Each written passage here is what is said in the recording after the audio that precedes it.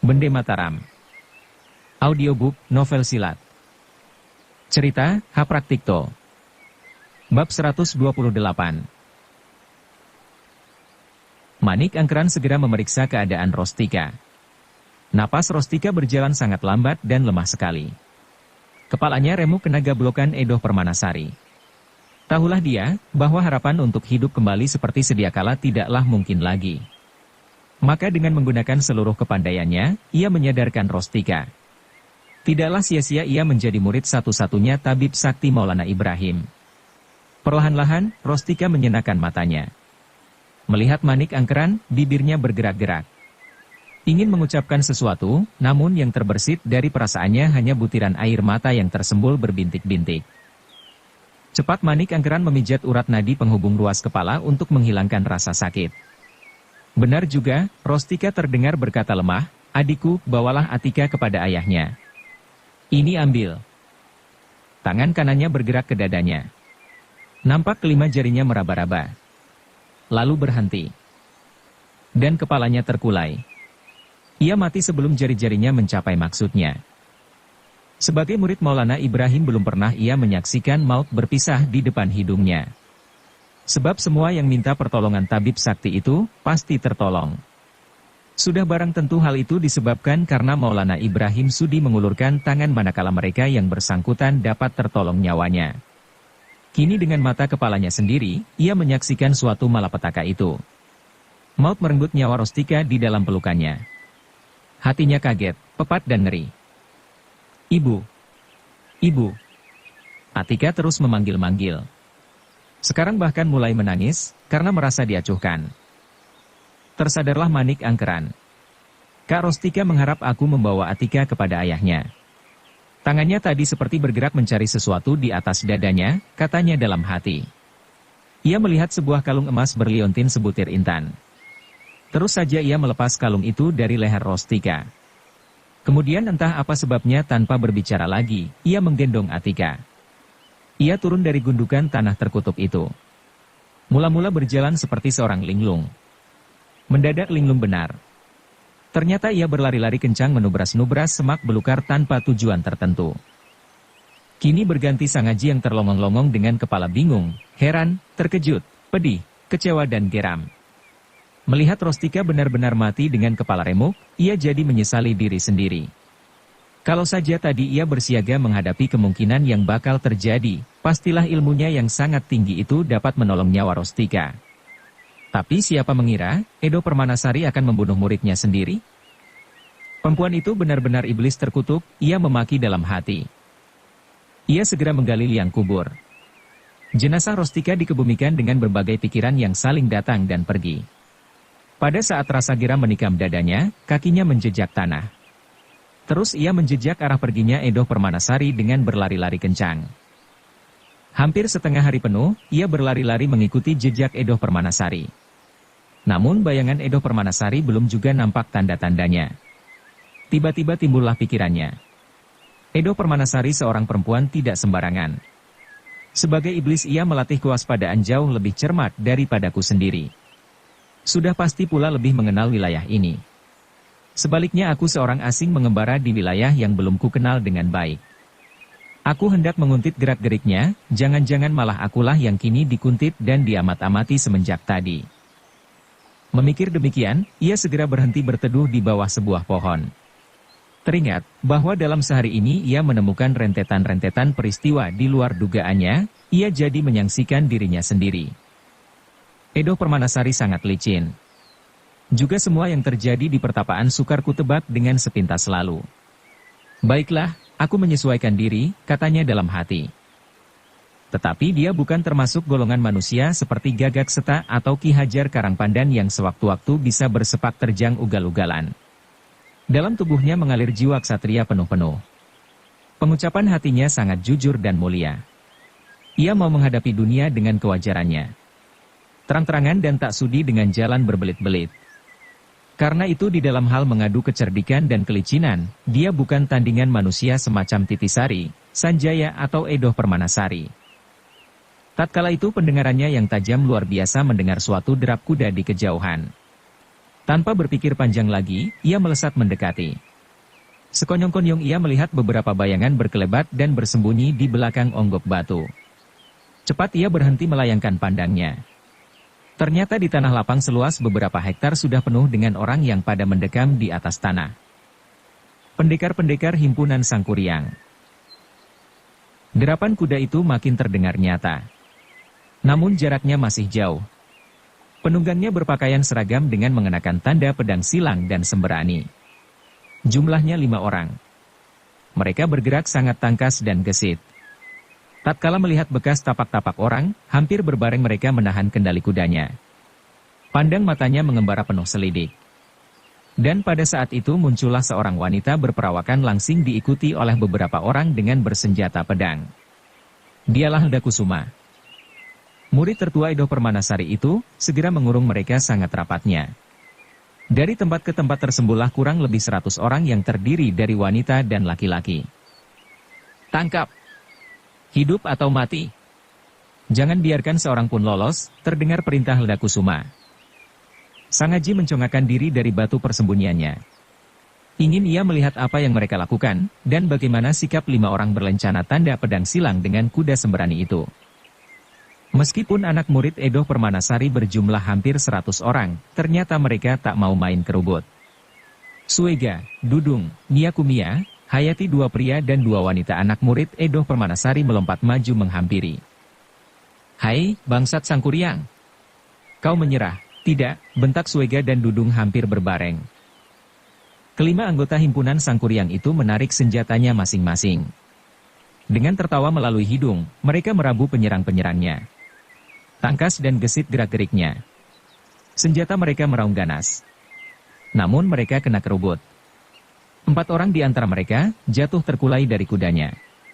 Tak usah diceritakan lagi bahwa sebentar saja tubuh mereka terobek-robek seperti daun pisang terantas. Yang seorang segera memacu kudanya.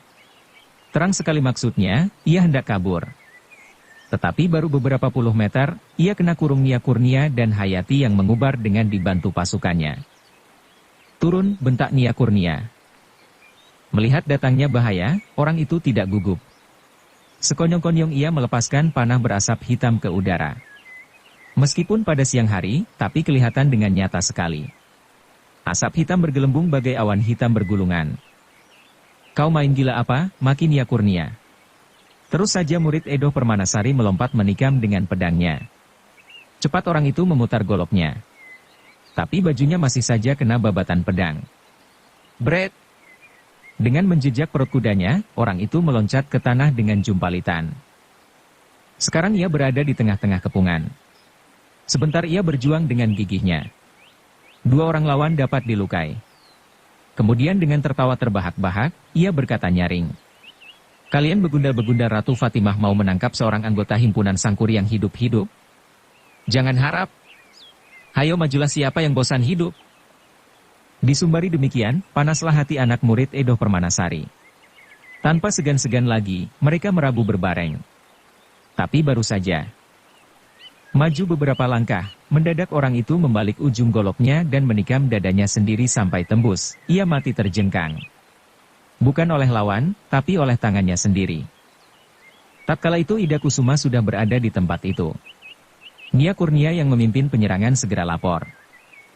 Adikmu ini tiada guna sampai menangkap atau membunuh lawan saja tidak becus. Dia mati karena tangannya sendiri.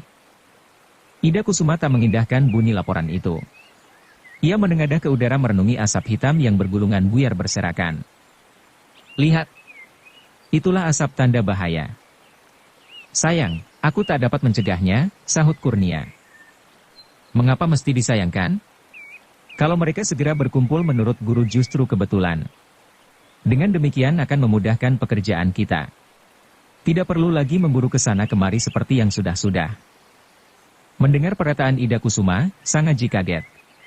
Meskipun belum mengerti bagaimana sesungguhnya himpunan Sangkuriang, namun ia merasa seperti dekat pada dirinya. Melihat datangnya bahaya, orang itu tidak gugup. Sekonyong-konyong ia melepaskan panah berasap hitam ke udara. Pikirnya, kakek guru, paman-paman guru dan ketiga guruku adalah pejuang-pejuang bangsa tak beda dengan pendekar-pendekar Jawa Barat ini. Mereka kini dimusuhi, masakan aku akan tinggal diam? Namun selama itu, ia belum melihat munculnya Edoh Permanasari. Mengingat kelicinannya, ia meninggikan kewaspadaan agar tidak bertindak ceroboh. Menjelang petang hari, mereka sudah berada di sekitar lembah Gunung Cibugis.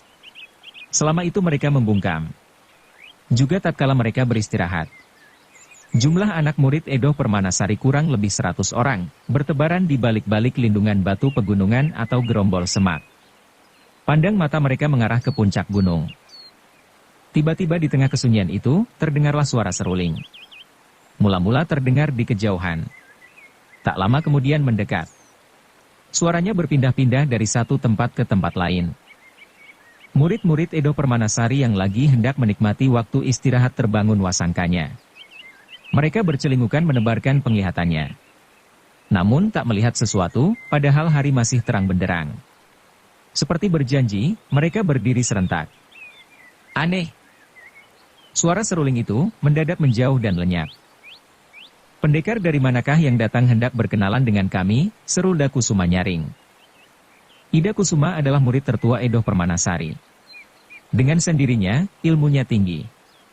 Ternyata suaranya sangat nyaring dan terdengar jelas tiap-tiap patah katanya sampai berkumandang jauh. Waktu rembang petang tiba, suara seruling itu terdengar lagi. Kembali lagi, Ida Kusuma berseru nyaring. Dan begitu kumandang seruannya hilang, suara seruling itu menghilang pula. Demikianlah berulang kali sampai alam menjadi gelap benar-benar. Sangaji tersenyum. Dia yang memiliki ilmu sangat tinggi, dengan sendirinya tahu orang yang meniup seruling itu. Entah apa sebabnya, tiba-tiba hatinya menjadi bangga. Pada saat itu, berkelebatlah sesosok bayangan. Dialah Edoh Permanasari. Segera Ida Kusuma mewartakan suara seruling yang mencurigakan itu. Perintahkan agar semua berwaspada, kata Edoh Permanasari tak senang.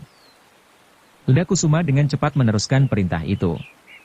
Selagi orang-orang sibuk mengatur perondaan, mendadak ia melihat seorang tidur bersengguran. Orang itu mengenakan jubah usang yang dibuatnya selimut. Sudah barang tentu Ida Kusuma terkejut berbareng heran. Terang sekali, dia bukan salah seorang anak murid perguruannya. Gurunya Edoh Permanasari adalah ahli waris ilmu sakti Ratu Fatimah yang hebat tiada taranya. Jangan lagi suara orang, sedangkan daun rontok pun dapat tertangkap pendengarannya. Tapi apa sebab orang ini, sama sekali tak diketahui kapan datangnya. Memikir demikian, ia memanggil Nia Kurnia dan Suega. Kedua adik seperguruannya itu terus saja menghunus pedangnya sambil membentak, "Siapa kau?" Tetapi orang itu enak-enak mendengkur. Bahkan pantatnya seperti sengaja diketinggikan seperti seekor anjing menelungkup tidur. Keruan saja, Nia Kurnia dan Suega mendongkol melihat penglihatan demikian, Suega mengeluarkan pedangnya dan menyingkap jubah orang itu. Begitu jubah tersingkap, nampaklah seorang berperawakan tipis tidur menungging. Dan suara dengkurnya bertambah menghebat. Nia Kurnia yang berada di samping Suega lebih berhati-hati daripada rekannya. Dia berpendapat, pastilah bukan orang sembarangan. Berpendapat demikian, ia segera menegur hati-hati, "Siapakah Tuan? Apakah Tuan mempunyai kepentingan sampai datang mengunjungi tempat kami?" Sebagai jawaban, orang itu menggeros kian keras. Keruan saja Nia Kurnia mendongkol diperlakukan begitu. Maka timbullah kegusarannya. Segera ia mengayunkan pedangnya dan membabat orang itu. Sekonyong-konyong terlihatlah sebuah benda melesat menangkis pedang. Pada saat itu terdengarlah suara Edoh Permanasari memperingatkan, "Kurnia, awas!" Baru saja habis perkataannya, orang berjubah usang itu sudah berada 20 langkah jauhnya. Bahkan Nia Kurnia sudah berada pula dalam pelukannya. Tanpa diperintah lagi, Ida Kusuma, Suega, Hajati dan Dudung segera mengejar. Namun orang itu benar-benar tak ubah bayangan. Seperti iblis dia lenyap di balik tirai malam. Edoh Permanasari pun tak tinggal diam. Dengan bersuit panjang, ia melesat mengejar. Sekarang nampaklah perbedaan ilmu mereka. Dengan 2-3 langkah saja, Edoh Permanasari sudah meninggalkan keempat muridnya sejarak 10 langkah lebih. Lantas 20, 40, 50 langkah. Setelah itu lenyap dari penglihatan. Tetapi orang yang diubernya ternyata lebih gesit dan lebih cepat larinya daripada Edoh Permanasari meskipun dengan memeluk Nia Kurnia. Setiap kali akan terkejar, ia melesat dengan suatu letikan ajaib. Bahkan kini, dia sengaja hendak memamerkan ilmu larinya. Ia lari berputar-putar mengitari tubuh puluhan anak murid Edo Permanasari cepatnya. Sudah barang tentu, Edo Permanasari dengan sangat mendongkol bukan main. Terus saja, ia menghunus pedang saktinya Sanggabuana. Beberapa kali ia menusukkan pedangnya. Namun masih saja tubuh orang itu tak kena dirabanya. Dalam pada itu, Ida Kusuma dan ketiga adik seperguruannya menghentikan langkahnya. Mereka merasa diri tak ungkulan mengejar orang itu. Jangan lagi berlagak hendak menangkapnya, menyentuh bayangannya saja takkan mampu. Karena itu, mereka hanya berdiri tegak menyaksikan adu kepandaian antara orang itu dan gurunya sambil berjaga-jaga. Melihat tubuh Nia Kurnia tak berkutik di dalam pelukan orang itu, mereka semua kaget. Nia Kurnia bukan seorang murid rendahan. Tingkatannya hanya setingkat di bawah Dakusuma. Ilmunya tinggi dan sudah dapat disejajarkan dengan tingkat pendekar kelas 1. Namun dengan satu jurus saja, ternyata ia kena diringkus orang itu. Maka betapa hebat ilmu sakti orang itu, susah diduga-duga. Ada niat mereka hendak ikut mencegat larinya lawan. Tapi gurunya sudah mengejar. Kalau membantu tanpa izin pastilah kehormatan gurunya akan tersinggung. Lagi pula, mereka mengakui bahwa dirinya takkan becus. Maka mereka hanya menyaksikan adegan uber-uberan itu dengan hati berkebat-kebit. Dengan sebentar saja, Edo Permanasari dan orang itu sudah main kejar-kejaran 3 lintasan. Edo Permanasari nampak hanya kalah 1 langkah. Tapi anehnya setiap kali pedang menyambar atau menusuk punggung orang itu tiba-tiba sudah meletik 7 langkah lebih jauh. Dengan kenyataan itu, maka teranglah bahwa ilmu sakti orang itu lebih tinggi daripada Edo Permanasari. Pada lintasan ulangan yang keempat kalinya, tiba-tiba orang itu berputar menghadap Edo Permanasari. Nia Kurnia yang berada di dalam pelukannya dilemparkan ke arah dada Edo Permanasari. Kaget, Edo Permanasari menghentikan langkahnya. Tepat ia menyambar tubuh Nia Kurnia dengan tangan kirinya. Hebat sambaran tenaga orang itu. Ternyata dia nyaris tak tahan, hingga tubuhnya bergoyangan. Orang itu lantas tertawa senang. Kamu semua meskipun dibantu 6 aliran lagi masakan mampu membasmi himpunan Sangkuriang kami? Rasanya tidak mudah. Setelah berkata demikian, orang itu melesat lagi mengarah ke barat. Tadi sewaktu mengadu lari dengan Edo Permanasari, langkahnya sama sekali tak terdengar. Tapi kini ia sengaja memperdengarkan. Bahkan dibarengi dengan tiupan seruling pula. Sebentar saja lenyap. Tubuhnya bergulungan dan nampak tak ubah segulung asap belaka. Bagus, puji Sangaji dalam hati. Dia tak usah kalah melawan Adipati Surengpati atau guru. Tak kukira, bahwa di Jawa Barat pun tersimpan pula tokoh-tokoh sakti semacam di Jawa Tengah. Dalam pada itu, beramai-ramai anak murid Edo Permanasari memeriksa tubuh Nia Kumia yang tak berkutik dalam pelukan gurunya. Jiwanya sudah melayang, akibat remuknya tulang tengkuk. Ida Kusuma dan ketiga adik seperguruannya menangis sedih. Sebaliknya Edo Permanasari nampak masam wajahnya. Dengan menghardik dia berkata memerintah, apa perlu ditangisi lagi? Pendam. Dibentak oleh gurunya, Ida Kusuma dan ketiga adik seperguruannya mengerem tangisnya. Lantas mereka menyerahkan mayat Nia Kurnia kepada murid-murid sebawahannya. Guru, siapakah gerangan iblis tadi? Kami akan membalaskan dendam Nia Kurnia, kata Ida Kusuma. Orang itu mungkin sekali salah seorang pucuk pimpinan himpunan Sangkuriang, sahut Edo Permanasari. Apakah bukan Ratu Bagus Boang atau yang disebut dengan Gusti Amat? Tidak, kata Edo Permanasari yakin. Melihat gaya larinya, bukan dia. Apakah guru pernah melihat Ratu Bagus Boang atau dia yang disebut Gusti Amat? Belum. Tapi menurut kakek gurumu, orang yang dapat berlari kencang tadi, bukan orang yang kau sebutkan. Ternyata nama pendekar-pendekar himpunan Sangkuriang bukan sekumpulan manusia tiada berarti. Kalau hendak menuntut balas terhadapnya, lebih baik kau menjauhi. Sangaji sebenarnya sudah mempunyai bibit rasa benci terhadap Edo Permanasari. Tapi menyaksikan betapa tenang dia menghadapi peristiwa itu dan bahkan dengan terang-terangan memuji kelebihan lawan, diam-diam ia kagum padanya.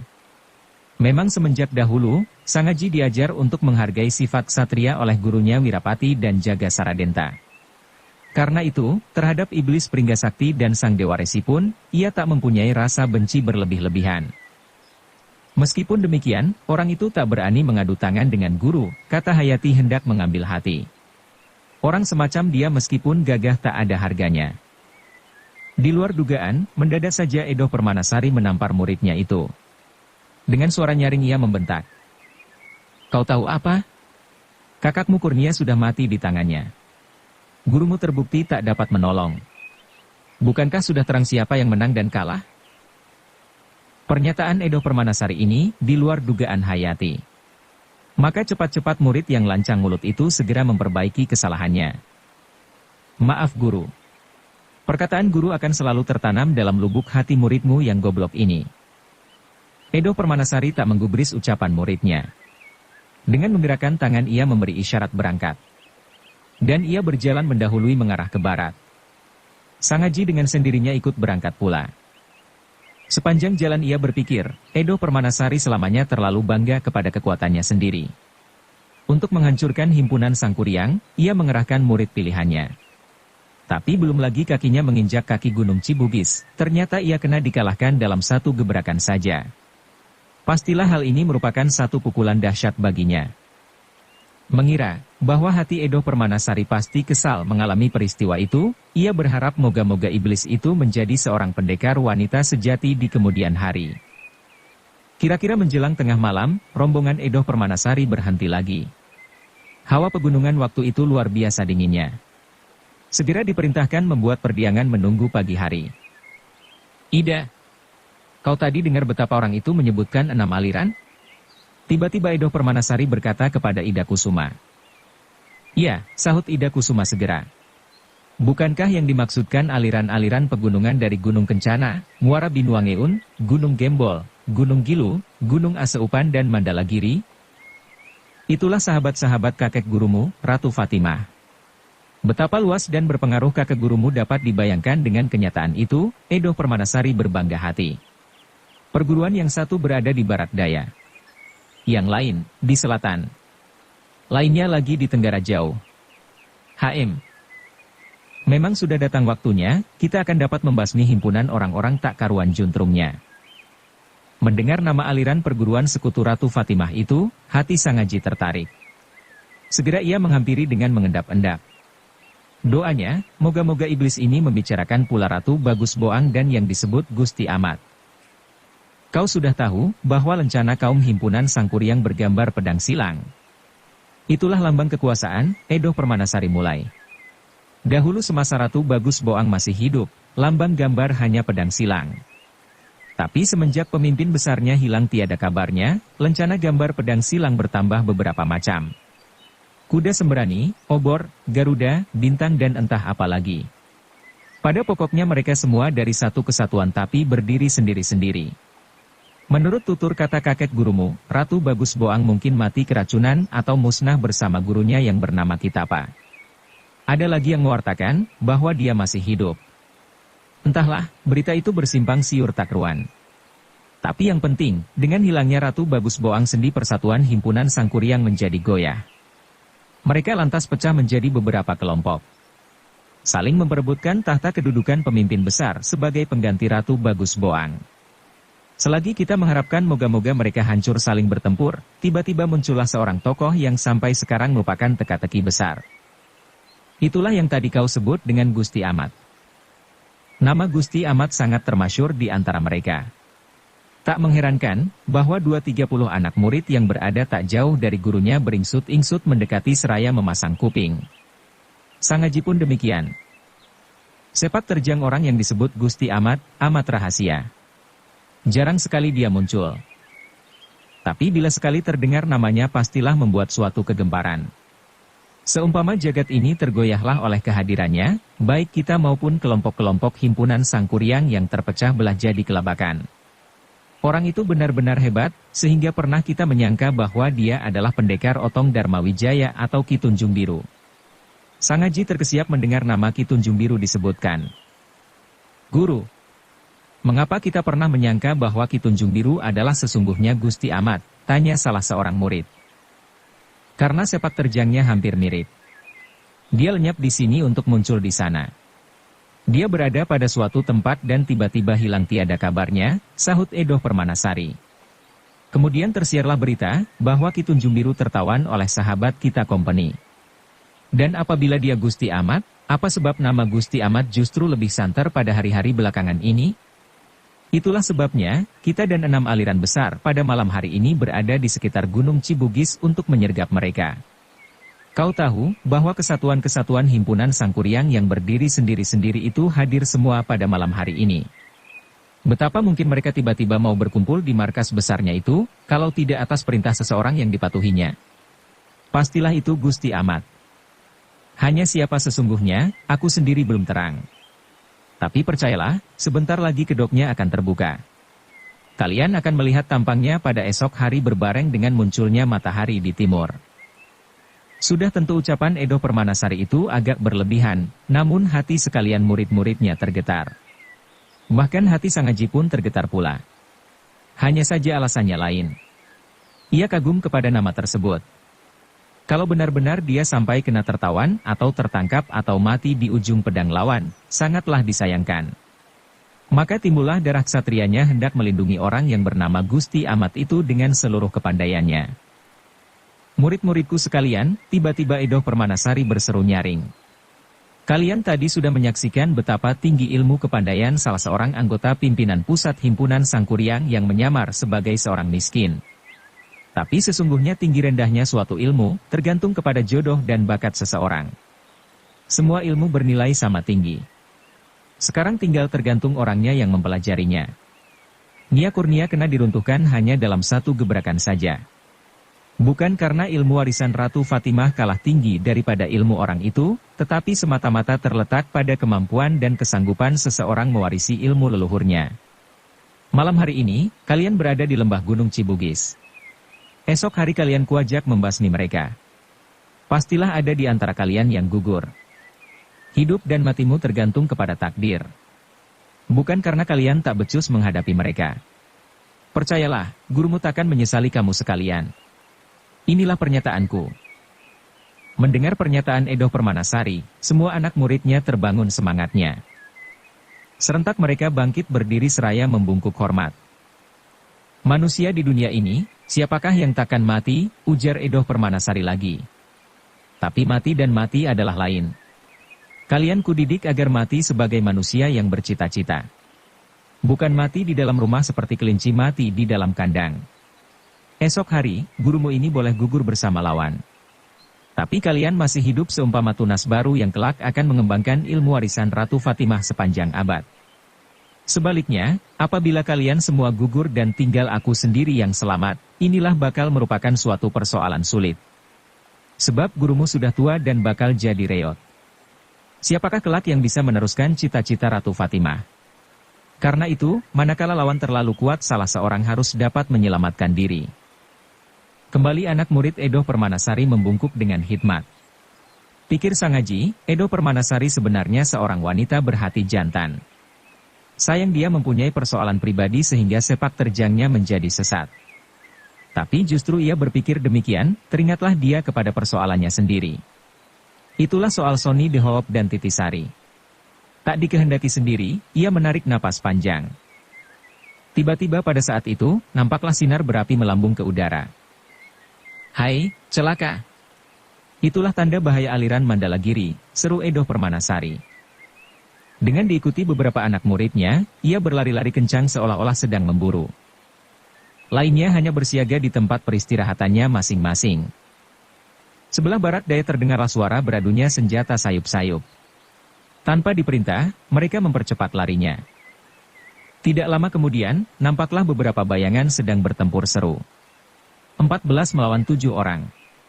Mereka bergerak sangat cepatnya. Siapa mereka tidaklah nampak dengan jelas. Tapi mata Sangaji yang tajam luar biasa, melihat berkelebatnya lencana bergambar pedang silang dan bintang pada lengan baju seorang yang mengenakan jubah. Karena mereka yang mengenakan jubah seragam berjumlah 7 orang, maka tahulah dia bahwa mereka yang mengkerubut pastilah anggota aliran Mandalagiri yang disebutkan Edo Permanasari tadi. Melihat mereka, anak murid Edo Permanasari segera akan terjun pula. Tadi Edo Permanasari mencegahnya. Tunggu dahulu, katanya. Tadi ada suatu tanda bahaya. Melihat anak murid Mandalagiri belum kalah, pastilah ada maksud tertentu. Pendekar-pendekar himpunan Sangkuriang ternyata gagah perkasa. Meskipun kena kerubut dan sudah ada beberapa orang yang terluka, mereka tetap melawan dengan ganas. Goloknya diputar kencang, merabu dan menyerang. Sekonyong-konyong terjadilah suatu pertarungan seorang melawan seorang. Yang mengenakan jubah seragam seorang laki-laki berbrewok tebal. Dengan tangkas memutar goloknya. Kencang-kencang melawan seorang laki-laki pula berperawakan ramping. Mereka berdua bertarung amat sengitnya. Tak lama kemudian terjadilah suatu perubahan. Laki-laki berperawakan ramping di luar dugaan menggeser tubuhnya dan pada saat itu juga mengirimkan suatu tusukan. Cepat sekali tusukannya, sehingga sebelum sadar akan artinya, dada laki-laki berbrewok tertembus tanpa dapat membalas. Berbaring dengan sorak-sorai anak murid Edoh Permanasari, hati Sangaji tercekat. Ia teringat gerakan itu. Itulah salah satu jurus gerak Watu Gunung, waktu menghindari pukulannya berbareng menyerang. Apakah mereka anak murid pendekar sakti Watu Gunung yang disebut Inu Kertapati? Sekarang di pihak himpunan Sangkuriang tinggal 6 orang. Melihat di pihak lawan makin lama makin banyak jumlahnya, betapapun berani mereka tak urung tercekat juga hatinya. Namun demikian, mereka tak kendor. Serangan dan tangkisannya tetap gencar. Pada saat pendekar-pendekar himpunan Sangkuriang itu akan menemui ajalnya, tiba-tiba terlihatlah asap kuning menyibak kekelaman malam. Lihat! Kawan-kawan Gunung Kencana membutuhkan pertolongan, seru seorang. Mendengar seruan itu, Edoh Permanasari segera lari mendahului. Sudah barang tentu anak muridnya ikut serta pula. Mereka membiarkan anak-anak murid Mandalagiri menanggulangi sisa lawannya sendiri. Melihat gelagatnya pasti dapat membereskannya tanpa bantuan. Sesudah berlari-lari beberapa saat lamanya, keadaan lembah sunyi senyap. Suatu bayangan pun tiada nampak. Edoh Permanasari terus berseru nyaring, apakah kawan-kawan dari Gunung Kencana berada di sini? Hebat suara Edoh Permanasari sampai berkumandang sangat jauh. Namun tiada jawaban. Tiba-tiba di sebelah timur, terlihatlah kembali asap kuning bergulungan di udara. Guru, seru Ida Kusuma. Nampaknya medan pertempuran berpindah di sana. Mereka lantas mengarah ke timur. Tapi di sana, mereka tak menjumpai seorang pun. Bahkan bekas-bekas adanya pertempuran sama sekali tiada. Dan untuk ketiga kalinya nampak lagi asap kuning menusuk udara. Kali ini berada di sebelah selatan. Melihat tanda bahaya itu, mereka cepat-cepat memburu demi setia kawan. Namun setelah berlari-larian ke sana kemari tanpa melihat seorang pun jua timbullah kecurigaan dalam hati Ida Kusuma. Terus saja ia menghunus pedang dan mengawal adik-adik seperguruannya yang kurang cepat larinya. Siapa tahu, musuh sedang melakukan aksi jebakan. Bersambung ke bab 129. Dukung kami dengan subscribe, follow, like, komen dan share. Terima kasih.